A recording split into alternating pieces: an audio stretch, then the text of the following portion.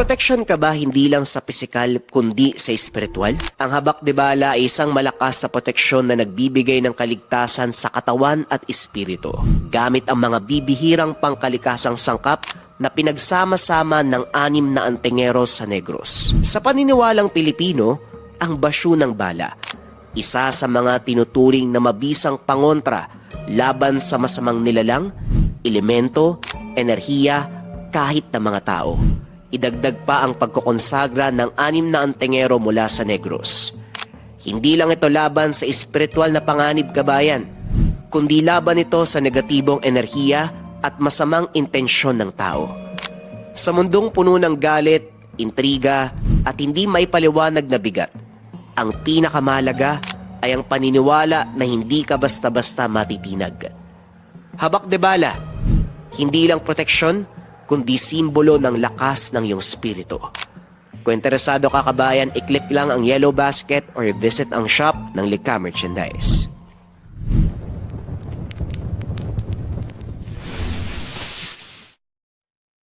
Ang kwentong ito ay hango sa totoong buhay. Mula ito sa isa nating kabayan na itago na lamang natin sa pangalang Tomas. Taong 1974. Capiz. Ang kalsada patungo sa baryo Malabo sa Capiz, parang mahabang ahas na gawa sa tuyong putik at matatalas na bato. Nung mga panahong ito, ang tanging sasakyan na nakakapasok, mga lumang jeep na puno ng sako ng palay at mga manok. Si Mang Tomas, nakaupo sa tapat ng sariling dampa. Dahan-dahang hinahasa ang matagal nang tinatagong itak. Ang mga kamay nito, bagamat puno ng kalyo, may kakaibang kinis na parabang hindi tumatanda. Mang Tomas! Mang Tomas!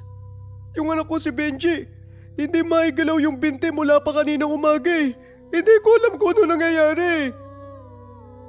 Wika ng kapitbahay na si Isko, labis na nag-aalala para sa anak. Ibinaba ni Mang Tomas ang hinahasa. Nadala na ba sa bayan si Benji, Isko? Tanong ni Mang Tomas. Alam niyo naman po eh, wala kaming pambayad sa doktor. At saka hapon na po. Pag uwi ng jeep galing bayan, madilim na ang daanan. Maputik pa naman dahil umulang kagabi. Wika ni Isko, habang pinupunasan ang pawis sa noo gamit ang lumang bimpo. Tumayo si Mang Tomas at muling nagsalita. O sige, punta natin. Dalin mo ang gasera. Aabutan tayo ng dilim sa daan. Habang naglalakad ang dalawa, nadaanan ng mga ito ang malawak na taniman ng saging. Ang mga dahon nito humahampas sa isa't isa. Lumilika ng tunog na parabang may naglalakad sa loob ng kakawyan. Narinig mo ba yun, Mang Tomas? Yung sabi ng mga matatanda, may kung anong elemento daw na gumagala dito kapag lulubog na yung araw eh. Huwag kang maniwala sa mga sabi-sabi. Isko, ang tunay na kinakatakutan, hindi ang mga engkanto o mga nilalang, kundi ang mga taong may masamang balak. Yan ang palagi mong tatandaan.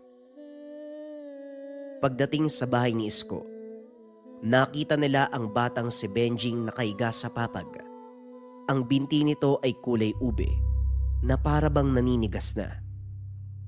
Benji, anak, nandito lang kami ng tatay mo. Kasama niya si Mang Isko. Hindi nakasagot si Benji sapagkat iniinda ang sakit na nararamdaman. Kailan pa nagsimula magkaganito ang anak mo, Isko? May naramdaman ba siyang kakaiba bago tumigas sa mga binti niya? Pagkagising niya po, Mang Tomas. Akala namin nananaginip lang na masama. Pero nang tatayo na para umihi, bumagsak bigla eh. Parang kahoy na tuyo yung mga binti.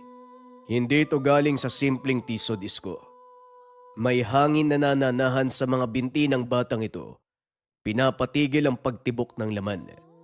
Kailangan ng apoy ng debosyon para maitaboy. Lumapit si Mang Tomas. Itinapat ang mga palad sa binti ng bata. Hindi nito hinawakan kagad. Ngunit mapapansin ang pagbabago sa paligid. Ang apoy ng gasera ay biglang kumalma at naging maliwanag ang kulay. Masakit ba to, Benji? Tanong ni Mang Tomas habang dahan-dahang idinidikit ang mga daliri. Opo, Mang Tomas. Parang may nakatusok po na maraming karayom. Aray ko po mainit. Parang may kumukulong tubig na gumagapang sa loob ng balat ko. Tugon ni Benji. Tiisin mo lang anak. Huwag kang gagalaw. Hayaan mong alisin ni Mang Tomas ang sakit na nararamdaman mo. Huminga ka ng malalim. Huwag mong labanan ng init. Isipin mo lang na ang binti mo ay parang tubig sa sapa. Dumadaloy. Walang harang. Sumusunod sa kung anuman ang magaganap. Ipinikit ni Mang Tomas ang mga mata. Sa loob ng ilang sandali, nakita nila Mang Isko ang bahagyang pag-usok na mga kamay ni Mang Tomas. Hindi ito usok ng apoy, kundi parang singaw ng mainit na tubig. Ayun na, nararamdaman ko na. Isko, kumuha ka ng maligamgam na tubig at basahan. Punasan mo ang mga binti ng anak mo kapag sinabi ko. Matapos ang 10 minuto, dahan-dahang iginalaw ni Benji ang mga daliri sa paa. Ang dating kulay ube na parang nangingitim na binti, nagbalik sa normal na kulay ng balat. Tay, nakakagalaw na ako, Tay. Nakakagalaw na ako. Napaluha si Isko dahil akala nito hindi na gagaling ang anak. Mang Tomas, hindi ko po makakalimutan ang ginawa mo. Kahit ito munang manok pakiusap tanggapin mo. Isko, ang itak na inahasa ko kanina, kailangan ng bato para tumalas. Pero ang kamay ko, hindi kailangan ng pilak o manok para magpagaling ng kapwa. Ang mahalaga, nakakatayo na ang anak mo. Ipakain mo na lang sa kanyang manok na yan para madagdagan uli ang lakas ng katawan niya. Pagkatapos ito, lumapit din ang may bahay ni Isko para magpasalamat kay Mang Tomas. Maraming salamat po talaga, Mang Tomas. Kung hindi po dahil sa inyo, baka hanggang ngayon nakaiga pa rin si Pechi. Wala akong anuman. Ginawa ko lang ang sa tingin ko'y makakatulong sa inyo. Pero po, bakit hindi kayo tumatanggap ng kahit anong bayad? Sayang po ang galing nyo, Mang Tomas. Kung nasa syudad kayo, baka may mansyon at marami na kayong pera. Ngumiti si Mang Tomas na may halong lungkot. Ang kapangyarihang ito ay hindi sa akin. Ito ay pinahiram lamang. Kapag sinimulan ko itong pagkakitaan, maaaring bawiin ng langit. Kung hindi nyo na itatanong, si Mang Tomas ay isa sa mga kinikilalang dalubhasang manggagamot sa baryo. Habang naglalakad pawi si Mang Tomas sa gitna ng madilim na daan, tanging ang tunog ng mga tsinelas nito sa lupang may putik ang naririnig. Hawak ang maliit na bag na puno ng mga lamang gamot. Pagod na ang matanda galing sa panggagamot, ngunit payapa din ang puso nito. Nang makarating sa ilalim ng isang dambuhalang puno ng akasya, tumigil ang ihip ng hangin. Isang anino ang dahan-dahang humarang sa daan. Walang dalang gasera ang taong ito, pero dahil sa liwanag ng kabilugan ng buwan, malinaw na malinaw ang tindig. Siya si Mang Rogelio. Hindi ito ang Rogelio na nakasama ni Mang Tomas noong bata pa sila. Nakasuot ito ngayon ng mamahaling barong na kulay puti, na para bang hindi nababagay sa maputik at simpleng baryo. Mukha na itong mayaman, pero may kakaibang dilim sa mga mata. Ang galing mo talaga, Tomas. Nabalitaan ko ang ginawa mo sa anak ni Isko. Nakakalakad na daw ang bata. At libre na naman. Sabihin mo nga sa akin, hindi ka ba napapagod na palaging walang pera at nagtsatsaga sa hirap? Wika ni Mang Rogelio. Huminto si Mang Tomas. Tumingin ng diretso sa kanya. O Rogelio, akala ko naroon ka sa bayan, nagpapakasasa sa yaman ng iyong pamilya. Bakit ka bumalik dito? Masyadong nakakainip sa bayan. Tomas, masyadong maraming patakaran at batas sa sinusunod Pero dito sa baryo, dito tayo ang batas. Sa lakas nating dalawa, kaya nating gawin ang lahat Bakit ka nagtsatsaga na magkumpuni ng mga binti ng bata kung kaya nating kontrolin ng buong lalawigan? Huminga ng malalim si Mang Tomas bago sumagot. Hindi tayo pareho, Rogelio.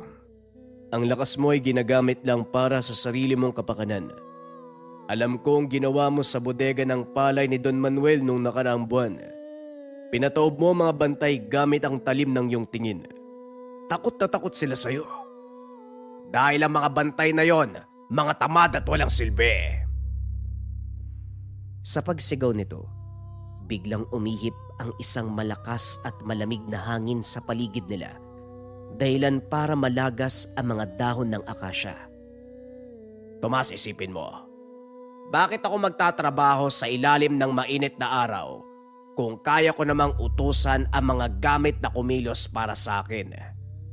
Sumama ka na. Sa talino ko at galing mo sa panggagamot, tayo ang magiging hari. Walang sino man ang makakatanggi sa atin. Ang tunay na hari, nagsisilbi sa mga nasasakupan, Rogelio. Ang ginagawa mo ay hindi pamumuno, kundi pangaalipin sa mga taong may hina. Lalong nagalit si Mang Rogelio sa narinig. Itinaas nito ang kamay.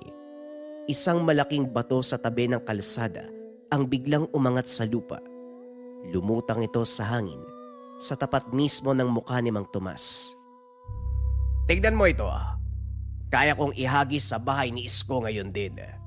Dudurugin ko ang bubong nila habang natutulog silang pamilya. Anong gagawin mo? Gagamutin mo ba ang mga durog nilang buto kapag nangyari yun? Huwag mong gagawin yan, Rogelio. Huwag mong idamay ang mga inosenteng tao sa galit at inggit mo sa mundo. Sa unang pagkakataon, ang boses ni Mang Tomas ay naging seryoso. Ibinaba ni Rogelio ang bato ng marahas, kaya yumanig ang lupa sa lakas ng pagkakabagsak. Hindi ito inggit, Tomas. Ito ay paniningil. Nakalimutan mo na ba nung bata pa tayo? Tinawag tayong aswang, lalong-lalo na ako. Kinutsa tayo ng mga tao dito, itinaboy at pinaglaruan. Ngayon pagkakataon ko na para sila naman ang matakot sa akin. Pinili mong maging halimaw sa isipan nila upang protekta ng sarili mo. Rogelio, ako, pinili kong manatiling tao sa kabila ng lahat. Wika ni Mang Tomas. Muling naglakad papalayo. Matulog ka ng maimbing ngayon, Tomas. Dahil sa susunod na magkita tayo, sisiguraduhin kong hindi lang panggagamot ang ituturo ko sa'yo. Malalaman mo kung ano ang tunay na takot.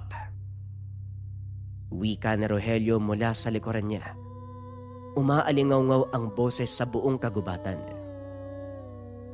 Pagbabalik tanaw sa nakaraan, ilang dekada ang nakalipas. Ang baryo Malabo ay isang paraiso na wala pang gaanong gulo. Ang pinakapaboritong lugar ng magkaibigang Tomas at Rogelio na kapwa 10 taong gulang ay ang tinatawag nilang Sapa ng Ginto. Ang tubig ay parang kristal sa linaw na bumabagsak mula sa kabundukan. At sa ilalim nito, makikita mo ang bawat makulay na bato. Tomas, bilisan mo naman! Napakabagal mo talagang tumakbo. Wika ng batang Rogelio. Maliksing tumalon sa mga malalaking bato sa gilid ng sapa. Kahit naglalaro, si Rogelio ay laging malinis ang suot dahil anak ito ng mayamang hasyendero Teka, sandali lang, Roelio. Ang bigat kaya ng dala kong lambat. Tugon ng batang Tomas. Hinihingal ito, pero malawak ang ngiti sa muka. Si Tomas naman ay anak ng isang albularyo at isang labandera. Laging nakayapak, sanay sa hirap ng buhay. Pero sa sapa, walang mayaman o mahirap. Pantay silang dalawa bilang magkaibigan. Nang makarating sa pinakamalalim na bahagi ng sapa, kung saan ang tubig ay parabang hindi gumagalaw, may napansing kakaiba ang dalawa. May asul na nagniningning mula sa ilalim ng tubig, malapit sa kuweba na natatakpan ng mga ugat ng dambuhalang punong balete. Halika dito, Tomas. Tignan mo yung ilalim mo, parang may kumikinang. Huwag tayo dyan, Roelio, sabi ni tatay. Huwag daw basta-basta lalapit sa ilalim ng puno ng balete. May nakatira daw dyan eh. Natatakot ka lang. Kung ayaw mo, ako na lang yung titingin. Dahil sa takot na iwan ng kaibigan, sumama na rin si Tomas. Sabay sumisid ang magkaibigan sa malamig na tubig. Sa kailaliman, natagpuan ng mga ito ang dalawang bato na hugis puso. Ang isa ay kulay puti na parang gatas, at ang isa naman, itim na parang uling. Pero ang nakakapagtaka, parehong naglalabas ng mahinang kuryente ang mga ito. Sa kuryosidad, sabay nilang hinawakan ang mga bato. Biglang nagkaroon ng malakas na pasabog ng liwanag sa ilalim ng tubig. Uminit ang sapa at ang mga isda ay tumalon sa pangpang dahil sa gulat. Nang magkamalay ang dalawa sa pangpang, pareho silang nakaramdam ng kakaiba. Tomas, yung kamay ko nanginginig. Tumingin si Rogelio sa isang maliit na ibon na nakadapo sa sanga. Sa isipan niya, biglang nabali ang sanga at nahulog ang ibon. Nakita mo yun, Tomas? Nagawa ko yun, oh. Nagawa ko yun gamit lang yung isip ko. Rogelio, ano ginawa mo? Nasaktan tuloy yung ibon. Tugon ng batang Tomas. Nilapitan nito ang ibon na nabali ang pakpak. Pagkahawak niya dito, naramdaman ni Tomas ang isang mainit na daloy mula sa dibdib patungo sa mga palad. Sa harap ng mga mata ng dalawa, ang bali na pakpak ay dahan-dahang bumalik sa dati. Lumipad ang ibon na parang walang nangyari. Tomas, paano mo nagawa yun? Pinagaling mo siya, oh. Oo, pero biglang napagod yung katawan ko eh. Wika ni Tomas habang pinupunasan ang pawis sa noo. Tumayo si Rogelio. Tumingin sa malawak na lupain ng ama. Tomas, isipin mo. Sa lakas natin, wala nang pwedeng mang-api. Pwede nating makuha lahat ng gusto natin. Tayo ang masusunod. Pero Rogelio, ang sabi ni tatay, anumang regalo, dapat gamitin sa tamang paraan. Tama. Ang tama ay para lang sa mga taong walang kapangyarihan. Bukas babalik tayo dito. Marami pa tayong dapat matutunan. Seryosong wika ni Rogelio. Lumipas ang maraming taon at lalong naging biyasa si Rogelio sa paggamit ng isipan para sa sariling kapakanan. Sa paaralan, ang mga guro ay napipilitang bigyan siya ng mataas na grado dahil sa takot. Isang tingin lang nito sa mga kalaro, kaya nang bigyan ang mga ito ng matinding sakit ng ulo. Isang araw, habang nakatambay muli ang magkaibigan sa sapa, nagkaroon ang mga ito ng seryosong usapan. Tomas, matanong nga kita. Bakit ka pa nagpapakapagod na, alam mo yun, mag-aral ng panggagamot sa tatay mo? Isang hawak mo lang, magaling na yung tao. Saka dapat tumingi ka ng malaking bayad. Tignan mo yung buhay mo. Sira pa rin hanggang ngayon, no? Wika ni Rogelio habang pinapalutang ang isang kutsilyo sa harapan niya. Ang panggagamot ay serbisyo, Rogelio, hindi negosyo. At ikaw, Kailan mo ititigil yung pananakot sa mga tao? Narinig ko eh. Pinaiyak mo daw yung anak ni Mang Celso. Pinatid niya ako, Tomas. Nararapat lang sa kanya yon.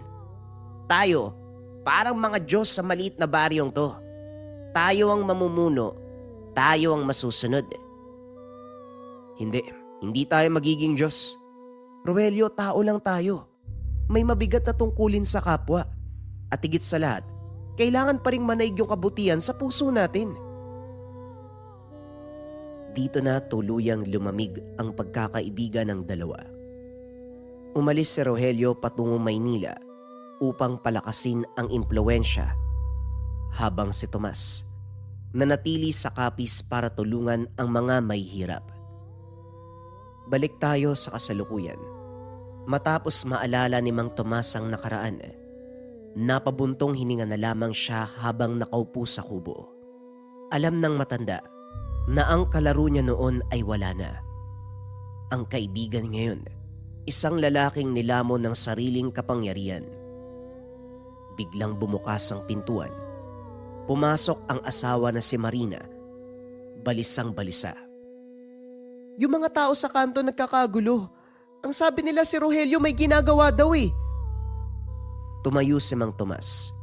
Kinuha ang lumang baston. Manatili ka lang dito, Marina. Mukhang dumating na ang oras na matagal kong kinakatakutan. Mag-iingat ka. Alam mong mas malakas siya kapag galit. Hindi lakas ang kailangan dito, Marina. Katotohanan. Huling sambit ni Mang Tomas bago lumabas sa gitna ng kadiliman para harapin ng dating matalik na kaibigan. Nang makarating si Mang Tomas sa tapat ng munisipyo, tumambad sa manggagamot ang isang tanawin na wari hango sa isang masamang panaginip. Ang nag-iisang jeep na bumabiyahe patungong bayan ay nakahinto sa gitna ng kalsada. Ang mga gulong nito ay parabang nakadikit na sa semento at hindi maigalaw kahit anong pilit ng driver.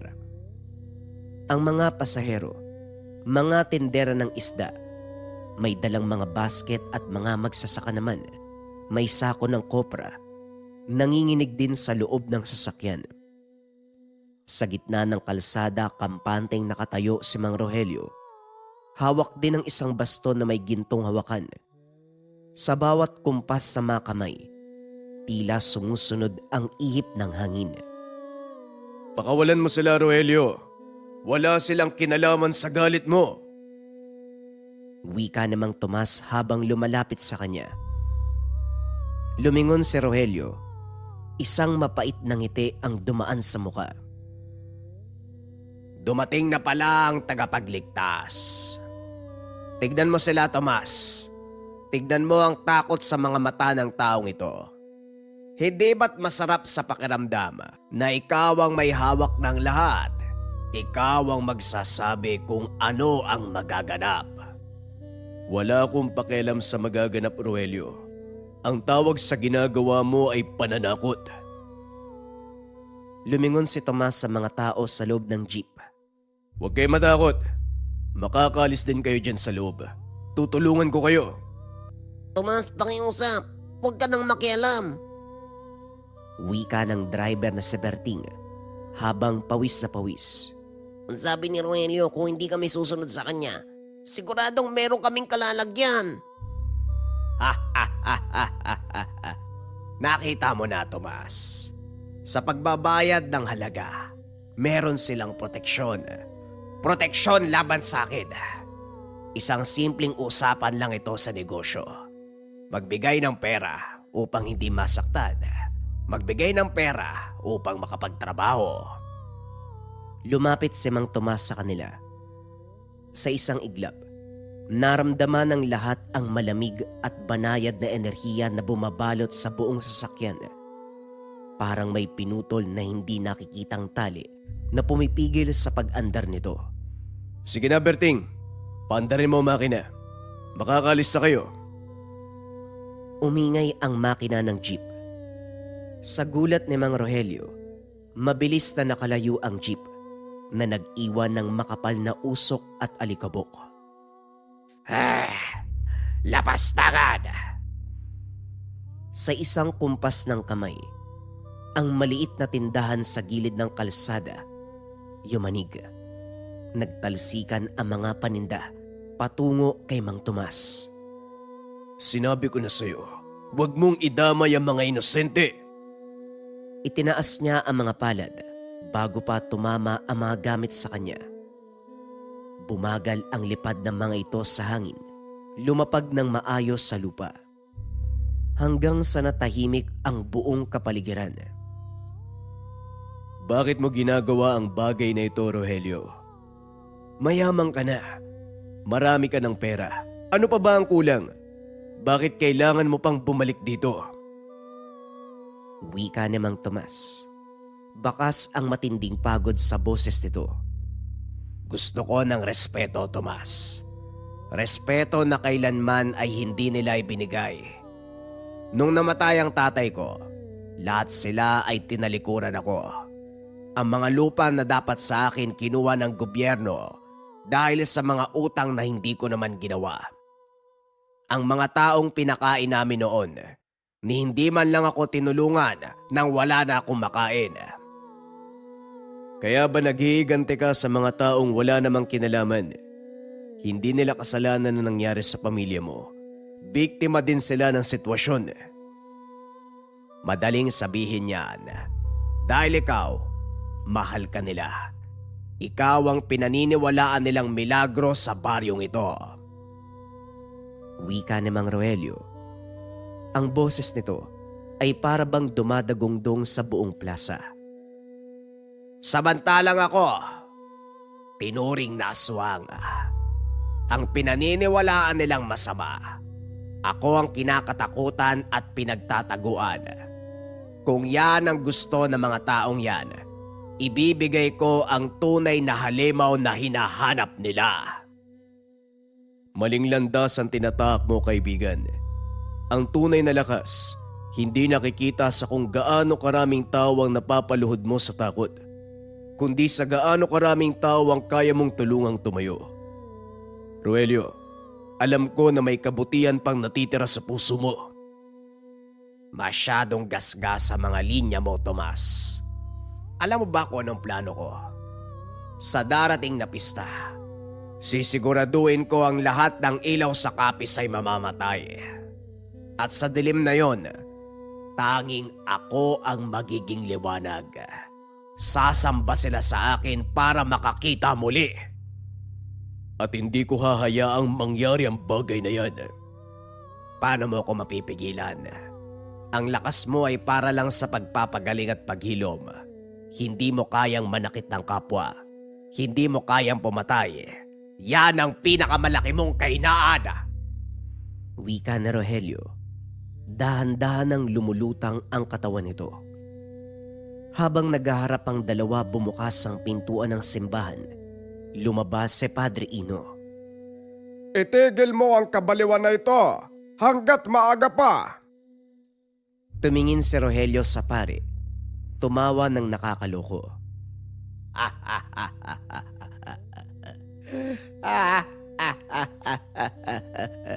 Mawalang galang na ho, Padre. Ang Diyos mo ay nasa langit.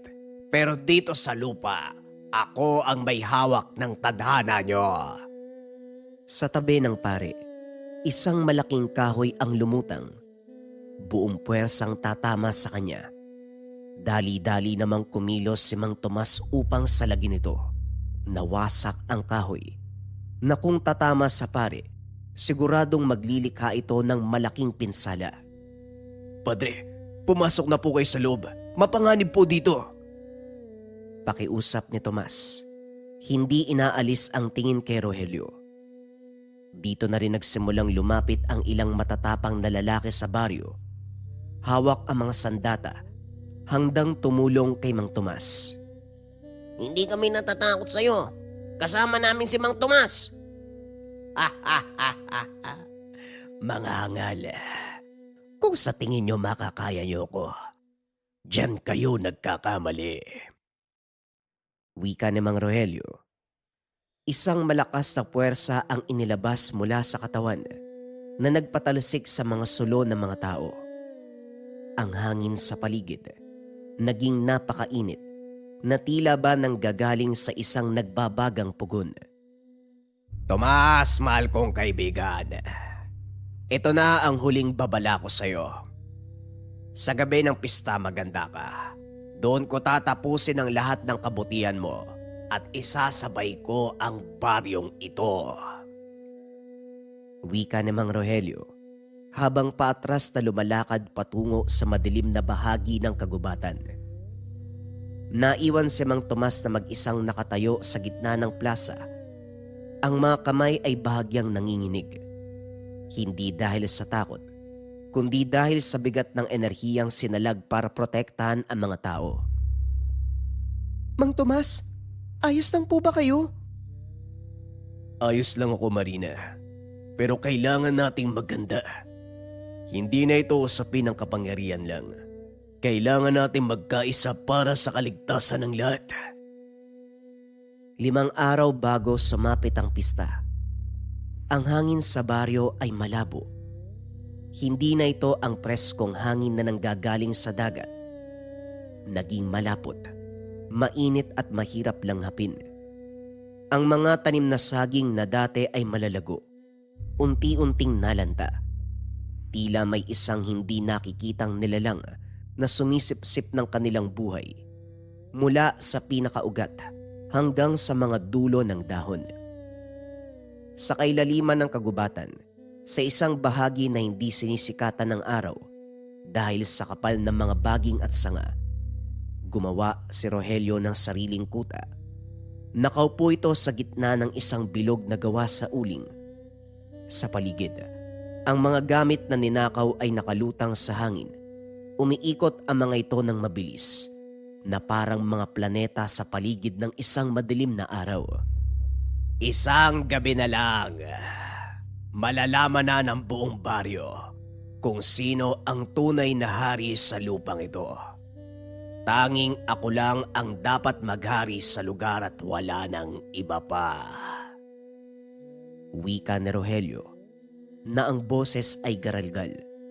May kasamang tunog na kumakalansing na bakal. May lumitaw na isang anino sa likuran. Isang matandang lalaki na baluktot ang likod at punit-punit ang suot. Si Tandang Selmo. Siya ang dating kanang kamay ng tatay ni Rogelio at ang bulong-bulungan sa baryo. Marunong ito sa mga lihim na sining ng kadiliman. Senyorito Rogelio, ang iyong lakas ay umaapaw na sa iyong katawan. Ngunit mag-iingat ka. Ang isip ng tao ay parang baso. Kapag pinilit mong punuin ng sobrang tubig, pwede kang mabasag. Tumahimik ka, Tandang Selmo! Sigaw ni Rogelio nang hindi man lang lumilingon. Sa isang iglap ang matanda ay tumalsik at tumampas sa puno. Ngunit tila sanay na ito sa bagsik ng ulo ng amo. Ang basong sinasabi mo ay para lang sa mahihina. Ang sa akin ay gawa sa purong bakal. Walang makakapigil sa akin kahit sino pa ang iharap mo. Si Tomas, hindi lang panggagamot ang alam. Naalala mo ba ang sapa ng ginto? Ang dati niyong pinupuntahan ng bata pa kayo, kung saan nagsimula ang lahat. Ang batong puti na dating hinawakan ni Tomas ay may taglay na buhay. At ang buhay, mas mahirap puksain kaysa sa pagkawasak na hawak mo. Kung ganon, sisiguraduhin kong wala na siyang buhay na maililigtas bukas. Wika ni Mang Rogelio. Habang abala si Mang Rogelio sa binabalak na madilim na ritual, ang buong baryo ay nagtipon sa lumang simbahan. Ang bawat upuan ay may nakahanay na gasera na nagbibigay ng mainit, payapang liwanag na parang nagtataboy sa takot ng mga tao. Sa harapan ng altar, nakatayo si Mang Tomas kasama si Padre Ino. Bakas sa mukha ng mga pinuno ng baryo ang matinding pag-aalala. Mang Tomas, ano ho ba ang dapat naming gawin? Ang sabi ng ilang taga-baryo, nakita nilang sumasayaw ang mga puno kahit walang hangin. Natatakot na po kami. Humarap si Mang Tomas sa kanila. Ang muka ng matanda ay pagod. May malalim na bilog sa ilalim ng mga mata. Pero ang tingin nito ay nananatiling matatag. Makinig kayong lahat. Ang lakas ni Rogelio ay nanggagaling sa inyong takot. Kapag pinairal nyo yan, lalo nyo siyang binibigyan ng lakas. Hinihigop niya ang lahat ng inyong pangamba at ginagamit ito bilang puwersa. Pero Mang Tomas, paano kaming hindi matatakot sa kanya? Demonyo ang taong yun. Yan ang dahilan kung bakit kailangan natin magkaisa. Bukas, sa gabi ng piyesta, huwag kayong lalabas ng mga tahanan ninyo. Ngunit hindi kayo magtatago sa takot. Magtiri kayo ng kandila sa bawat bintana. Ang liwanag na yon ay hindi lang para makita kayo. Ito ay simbolo na hindi kayo susuko sa dilim ni Rogelio. Kapag nakita niyang hindi kayo natatakot, hihina ang taglay niyang kapangyarihan. Lumapit si Padre Ino. Ipinatong ang kamay sa balikat ni Tomas. Alam kong napakabigat ng gagawin mo. Kaya mo ba siyang harapin ng mag-isa? Kailangan po, Padre. Kami ang nagsimula nito sa sapa ng mga bata pa kami. Kami din ang dapat tumapos ito. Pero kailangan ko ang mga panalangin niyo. Ang kapangyarihan ko ay nanggagaling sa kagustuhan niyong gumaling at mabuhay ng payapa. Nang makalis sa mga tao, naiwan si Tomas sa loob ng simbahan kasama ang asawang si Marina. Nilapitan ni Tomas ang isang lumang baul. Inilabas ang maliit na botelya na may lamang tubig mula sa sapa ng ginto. Marina, halika muna dito. Bakit, Tomas? Ano yung hawak mo? Kung sakaling hindi ako makabalik bago sumikat ang araw sa makalawa, kunin mo ang botelyang ito. Ibuhos mo ang laman sa ugat ng malaking puno ng balete sa sapa. Doon babalik ang lahat ng lakas na ipinahiram sa amin. Huwag kang magsalita ng ganyan, Tomas. Kailangan ka pa ng baryo. Kailangan kita. Umiyak si Marina habang niyayakap ang asawa. Ang pagpapagaling ay may hangganan din.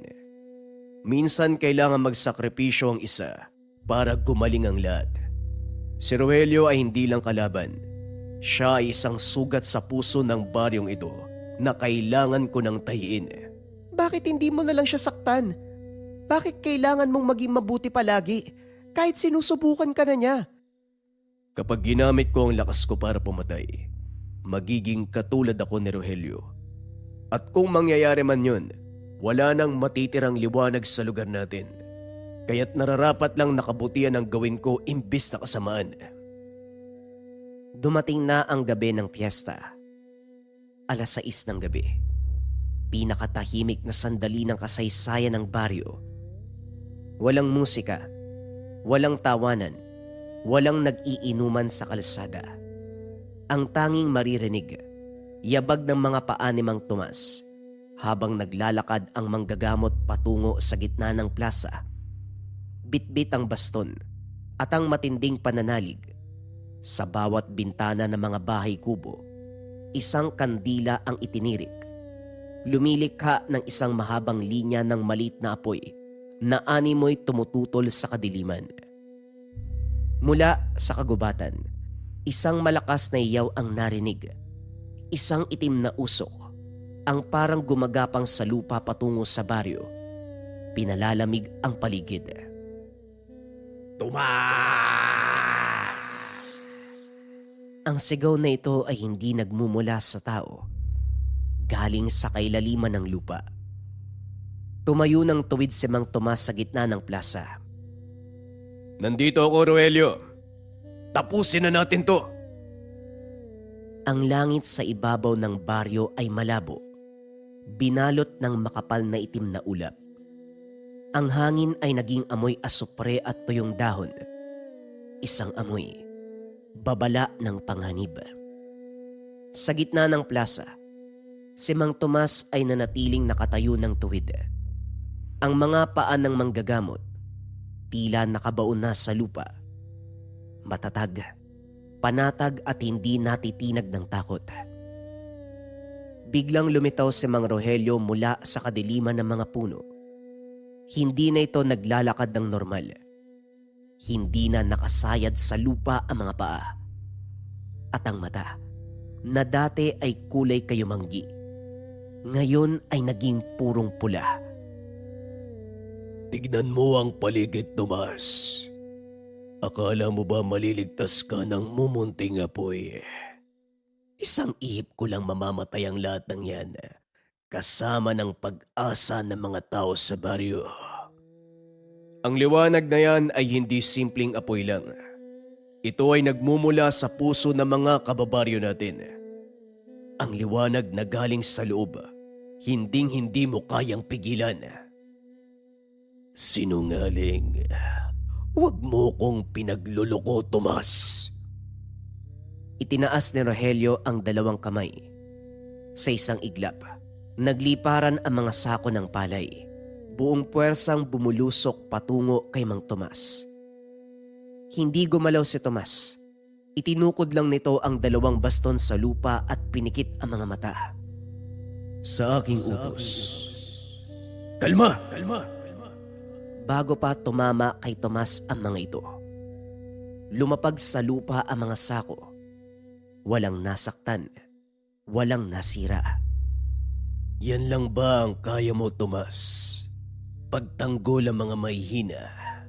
Paano naman ang lupang kinakatayuan mo? Ang buong lugar ay nayanig. Isang malaking bitak ang gumapang patungo sa kinakatayuan ni Tomas. Tila gustong lamunin ng lupa ang matanda.